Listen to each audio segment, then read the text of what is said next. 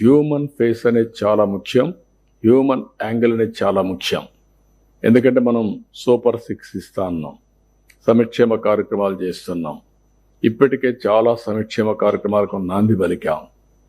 ఈ మంత్లో వీలైనంత 2-3 రోజుల్లోనే డేట్ కూడా ఫిక్స్ చేస్తున్నాం, వెరిఫై చేస్తున్నారు. అది తల్లికి వందనం కూడా ఎగ్జిక్యూట్ చేస్తాం.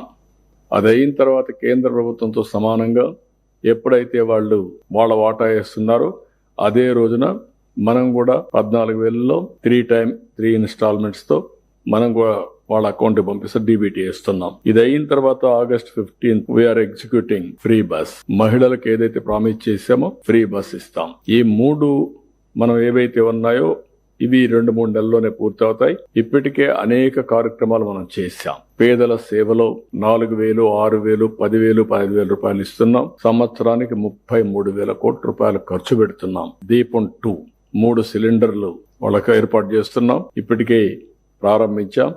ఈ ఇన్స్టాల్మెంట్ నుంచి వాళ్ళ అకౌంట్లోనే డబ్బులు వేయడానికి కూడా మనం వర్కౌట్ చేస్తున్నాం.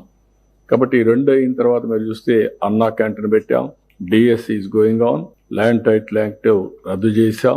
21 టెంపుల్స్ లో అన్న ప్రసాదం పెట్టే పరిస్థితికి వచ్చాం. ఎక్కడ కూడా అశ్రద్ధ లేకుండా సంక్షేమం, అభివృద్ధి ఈ 2 కూడా మ్యాచ్ చేసుకుంటూ మళ్ళీ ఇది ఒక సైకిల్. ఇది మనం ఎన్నికల్లో రాష్ట్ర పునర్నిర్మాణం చేస్తాం, విధ్వంసం నుంచి అభివృద్ధి వైపు ముందు తీసుకుపోతామని చెప్పాం.